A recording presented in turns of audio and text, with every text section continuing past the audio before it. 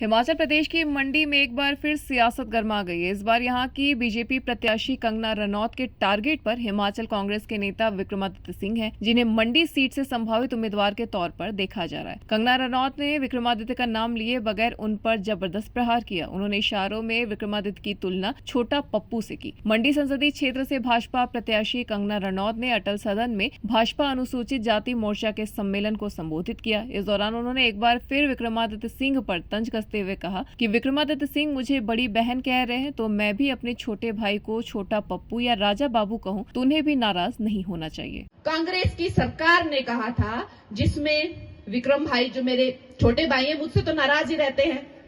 इतना प्यारा मैंने उनको नाम दिया राजा बेटा, उससे भी खफा है। इतना प्यारा मैंने उनको बोला राजा बाबू, उससे भी खफा है। हम जो हमारे जो शीर्ष नेतृत्व हैं, अगर कोई हमसे हमारी तुलना करे तो हम तो गदगद हो जाएं। वो खुद को प्रधान सेवक कहते हैं, दुनिया उनको प्रधान सेवक कहती है। हमें कोई छोटा सेवक कह दे, हम तो गदगद हो जाएं। हमने उनको छोटा पप्पू क्या बोल दिया, अरे वो तो मुंह फुला के बैठ गए।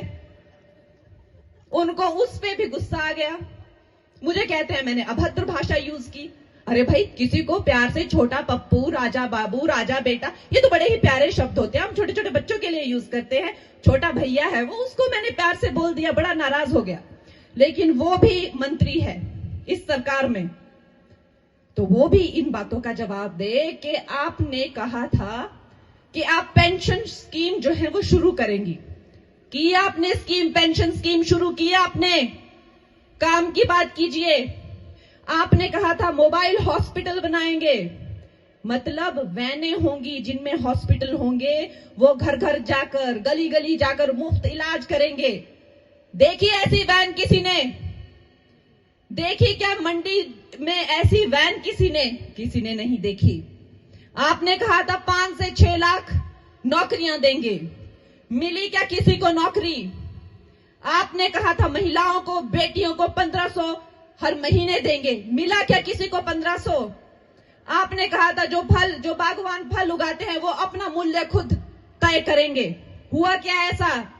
आपने कहा था खाद आप जो है 2 रुपए में ले, हुआ क्या ऐसा? अरे विक्रम भैया, आपसे काम की बात करें तो आप उल्टी बात करते हैं, और जब आपसे उल्टी बात करें तो आप कहते हैं हमें सीधी बात करनी है। तो आपसे बात कौन सी करे? काम की बात अगर इस देश में कोई करता है, काम कराने की बात अगर इस देश में कोई करता है, करके दिखाता है, और डंके की चोट पर गारंटी बोल के शुरू करता है और गारंटी से डिलीवर करता है, तो वो एक ही है, और वो है नरेंद्र मोदी।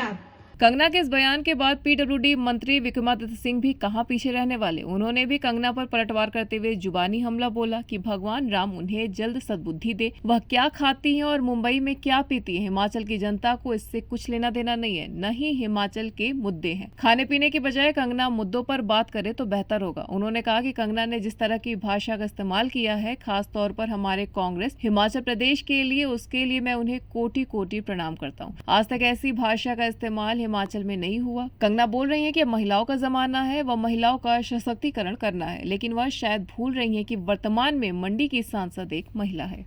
नहीं, मैं समझता हूँ कि कंगना रनौत जी के बारे में मैंने कल भी कहा कि मैं उनका बहुत मान सम्मान करता हूँ, और उनका ही नहीं, हिमाचल प्रदेश की हर महिला का, हिमाचल प्रदेश की हर बेटी का। वो अपने को हिमाचल की बेटी कहते हैं, बहुत अच्छी बात है, वो हिमाचल की बेटी हैं। मगर उनको ये नहीं भूलना चाहिए, हिमाचल में और भी ऐसी 15 से 20 लाख बेटियां हैं जिन्होंने हिमाचल प्रदेश का नाम अपने अपने क्षेत्र में रोशन किया है और भविष्य में करेंगी। आज तक मैंने उनसे पूछा कि मनाली में उन्होंने, जहाँ पे कल वो जिस मंच के ऊपर बात कर रही थी, उन्होंने राजनीतिक भाषण तो दिया, उन्होंने अपशब्द का इस्तेमाल तो किया, मगर क्या उन्होंने आपदा के समय में 1 रुपए का योगदान मनाली के लोगों को दिया? वो कहती हैं मेरा घर मनाली में है, मगर क्या मनाली के लोग के साथ वो कंधे से कंधा मिलाकर खड़ी रहीं? वो कहती हैं कि मैं उस समय राजनीति में नहीं थी, मैं उस समय कोई चुनी हुई पद के ऊपर नहीं थी। मैं उनको ये कहना चाहूँगा कि समाज सेवा के लिए, अपने लोगों के साथ खड़ा होने के लिए कोई पद की आवश्यकता नहीं होती है। अगर आपके मन में सेवा भाव था तो आप आपदा के समय में यहाँ पर आती, लोगों का समर्थन करती, और सरकार को भी जो आपने नामात्र समर्थन किया, उसमें भी आपने किस तरीके से बहानेबाज़ी करी, किस तरीके से आपने कहा कि कभी कहा सर्वर डाउन है, कभी कहा ट्रांसफ़र नहीं हो रहा है।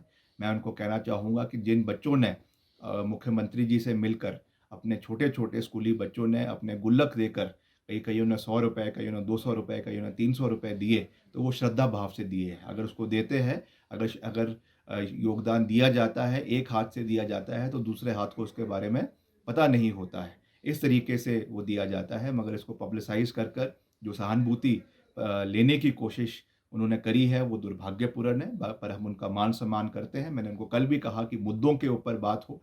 आज वो ओपीएस के बारे में कह रही थी कि पेंशन हमने नहीं दी।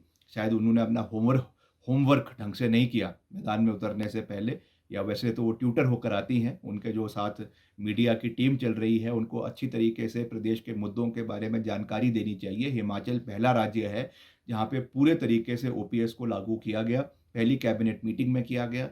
अगर वो इतनी ही हितैषी प्रदेश के कर्मचारियों की है, तो मैं उनसे निवेदन करूँगा कि जो 9,000 करोड़ रुपए हिमाचल प्रदेश के कर्मचारियों के केंद्र सरकार के पास फँसे हुए हैं, उसको रिलीज़ करवाने के लिए मोदी जी से बात करें, ताकि वो पैसा हिमाचल के कर्मचारियों को मिले और हिमाचल के कर्मचारियों को जो हमने ओपीएस के लाभ दिया है, उसका पूरा लाभ हमारे साथियों को प्रदेश के अंदर मिले। इस सोच के साथ हमें आगे बढ़ना है। बाकी मैं यही विश्वास दिलाना चाहता हूँ कि हिमाचल में ये चुनाव मुद्दों के ऊपर लड़े जाएंगे। ग्लैमराइज तरीके से चुनाव नहीं लड़े जाते हैं। बड़ी-बड़ी बातें करने से लोगों के दिल नहीं जीते जाते, उसके लिए काम करना पड़ता है। उन्होंने पिछले कल जो है वो हमारे पूर्वजों की बात करी है। हमें उनसे कोई सर्टिफिकेट लेने की आवश्यकता नहीं है।